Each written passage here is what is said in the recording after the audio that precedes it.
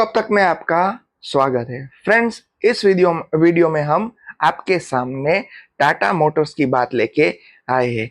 Tata Motors कल के दिन देखे तो यहाँ पे 6% जितना डाउन था। तो टाटा मोटर क्रेश क्यों हुआ, उसका आंसर हम इस वीडियो में देने वाले हैं। भाई क्यों डाउन हुआ।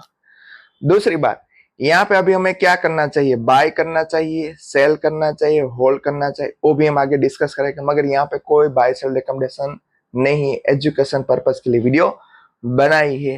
तो लास्ट तक वीडियो में फ्रेंड बने रहना। तो यहाँ पे पहले तो न्यूज देख ले भाई, क्या न्यूज थी। तो फर्स्ट देखे तो यहाँ पे सीएलएसए ने अपने हाई कन्विक्शन में बैठा हुआ शेयर को यहाँ पे रिमूव कर दिया और डाउनग्रेड किया। बेसिक रीजन पहले तो ए था। तो जब भी ब्रोकर फर्म यहाँ पे कोई टारगेट अच्छा देते हैं कि उसमें गिरावट देते हैं, तो स्टॉक में नेक्स्ट दिन यहाँ पे अच्छी खासी सेलिंग का प्रेशर देखने को मिल सकता है। तो हमें ये बात अपनी माइंड पे फिट कर देनी चाहिए कि भाई ऐसे कभी भी टारगेट आते हैं खरीदने के, अदरवाइज सेल करने के, तो दूसरे दिन वहां पे बाइंग दिखती है और सेलिंग दिखती है। कोई भी चीज हो सकती है। डाउनग्रेड किया होगा तो सेलिंग और अपग्रेड किया होगा तो बाइंग। तो एक रीजन पहला ये था। अब सीएलएस ने ऐसा क्यों कहा, सीएलएस ने ऐसा मानना है कि 25% यहाँ पे टेरिफ इंपोज किया यूएस ने। साथ में देखे तो जैगवार के मॉडल डिसकंटिन्यू हुए, मीन्स के अभी उसकी बिक वाली कम। तो उस हिसाब से 14% year on year financial volume 26 में वॉल्यूम सेल में डिक्लाइनिंग हो सकती है। पहला रीजन यहाँ पे बताने का प्रयत्न किया है। और आगे देखे तो passenger and commercial vehicle remove from brokerage from CLS, high conviction out for perform list. 4 date को इन्हें यहां से अपनी लिस्ट में से निकाल दिया, आउट परफॉर्म लिस्ट में, और यहाँ पे डाउनग्रेड कर दिया। इसलिए देखिए तो 6% लो पे स्टॉक में यहाँ पे देखने को मिला।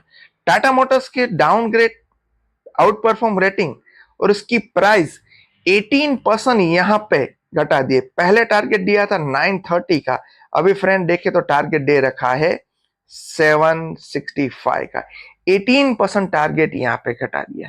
फिर भी देखे तो अभी यहाँ से मौजूदा प्राइस से 17 to 18% जितना रिटर्न मिल सकता है, ऐसा यहाँ पे मानना है। आगे हम देखे तो सीएलएस ने अपनी नोट पे बताया कि भाई इंपोर्ट ड्यूटी और यूएस में जो लगाई, डिसकंटिन्यू जैगवार मॉडल, ये सब एक रीजन कि जिस हिसाब से आने वाले दिनों में यहाँ पे बिक वाली कम, उस हिसाब से प्रॉफिट कम हो सकता है। 14% वॉल्यूम से कम होगा, ये भी एक रीजन यहाँ पे बताया है। इस हिसाब से शेयर में यहाँ पे आने वाले दिनों में मार्जिन 7% हो जाएगा, 26 to 27, जो 9% पहले एंटिसिपेट किया था। तो मार्जिन में कटौती हो सकती है क्योंकि बिक वाली कम होगी और टैरिफ ज्यादा लगाया। ये सब हिसाब से डिमांड भी कम हो सकती है। ये सब यहाँ पे मानना है। Share market friend always future देखता है, प्रेजेंट नहीं देखता है। तो फ्यूचर के हिसाब से जो मार्केट में वैल्यू है, प्रीमियम की डिस्काउंट, वो पहले से ही दे रखता है। यहाँ पे एस्टिमेट करे 26 की, एक्सपेक्ट कर रहे हैं कि जो फ्री कैश फ्लो है वो पॉजिटिव ही रहने वाला है आने वाले 26-27 में। एक यहाँ पे अच्छी बात है। सीएलएस ने यहाँ पे target value to EBITDA multiply जो पहले 2.5x था, अब 2x दे दिया है due to near term growth challenges. यहाँ मानना है करंट मार्केट प्राइस में JLR trading 1.1 times in EV EBITDA में, तो यहाँ पे उसकी बिक वाली कम होने से पे इम्पैक्ट हो सकती है। इंडिया कॉमर्शियल व्हीकल यहाँ पे bottom financial 2026 roll over the Tata India CV business value financial 2028 which could potentially add 127%। Means के यहाँ पे जो कॉमर्शियल व्हीकल इंडिया में बिक रहे हैं, वहां उस हिसाब से 127 रुपीज प्राइस यहाँ पे शेयर की बढ़ाई, ये यहाँ पे पॉजिटिव आउटलुक दिख रहा है।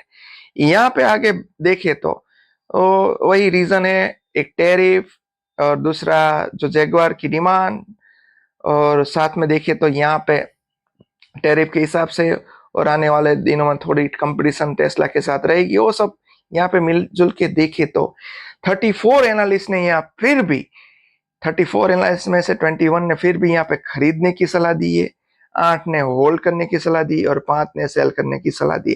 तो ओवरऑल देखे तो यहाँ पे बाइंग मूड दिख रहा है। आगे देखे तो शेयर 6% डाउन हुआ है, तो आप सबको मालूम है, उसका चार्ट भी हमने आगे रखा है। यहाँ पे स्टॉक यहाँ पे देखे तो अप्रोक्स 6% जितना टूट चुका और 615 पे चला गया। यहाँ पे स्टॉक का हाई देखिए तो 650, लो देखिए तो 610 रह चुका है और अभी स्टॉक 5 के पी में काम करने लगा है। और इसका फ्रेंड देखे तो 52 एक लो देखे तो 606। एक अच्छी बात है, इसने 606 क्लोजिंग नहीं दी, तो आने वाले दिनों में अभी ऐसा लग रहा है टेक्निकली कि यहाँ से थोड़ा नीचे जाने के थोड़े चांसेस कम है, ऐसा लग रहा है।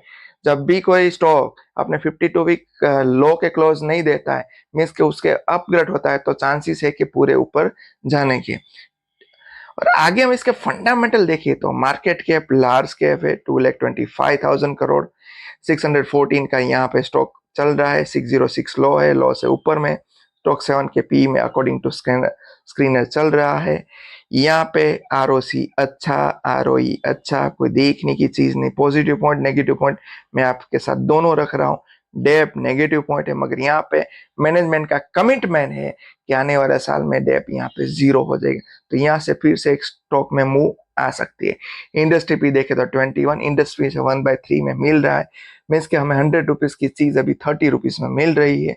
यहाँ पे फ्री कैश फ्लो भी अच्छा है और पैक देखे तो अच्छा, पैक 1 से कम होना बढ़िया बात, अभी इंट्रिंसिक वैल्यू से कम में मिल रहा है, एक यहाँ पे पॉजिटिव पॉइंट है।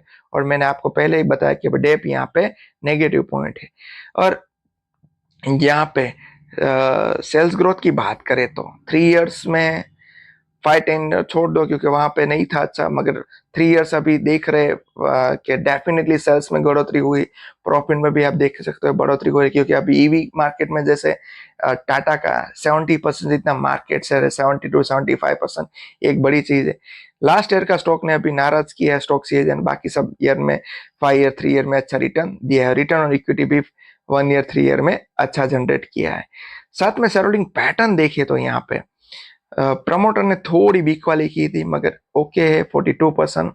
एफआई ने थोड़ी वीक वाली की पहले से ही, और डीआई ने थोड़ी खरीदारी की। तो ये शेयरहोल्डिंग पैटर्न देखे तो यहाँ पे कुछ खराबी नहीं दिख रही अभी तक, तो पब्लिक के पास ओनली 21%। ना हमारा क्वेश्चन है वो है भाई हमें क्या करना चाहिए सब कुछ देख के। तो देखो तो यहाँ एट प्रेजेंट तो सभी डेटा अच्छे हैं, आने वाले दिनों में थोड़ी डिमांड में कमी, टैरिफ उस हिसाब से थोड़ी यहाँ पे इश्यू रह सकते हैं। तो मेरा ऐसा यहाँ पे मानना है, पर्सनल सुझाव मेरा ऐसा है, कोई बाय सेल रिकमेंडेशन नहीं है, कि जिसके पास अभी नहीं है स्टॉक वो थोड़ी वेट करो, Q4 के रिजल्ट आने दो, थोड़ी मार्केट की स्टेबिलिटी होने दो, भले बाद में महंगा मिले 700 के ऊपर जाता है तभी हमें यहाँ पे खरीदना चाहिए, अगर आपको कुछ ही स्टॉक आपके पास नहीं है तो। अगर किसी के पास है तो यहाँ पे होल्ड करना चाहिए, ना एवरेज करना चाहिए ना सेल करना चाहिए, ऐसा यहाँ मेरा मानना है, पर्सनल ओपिनियन है।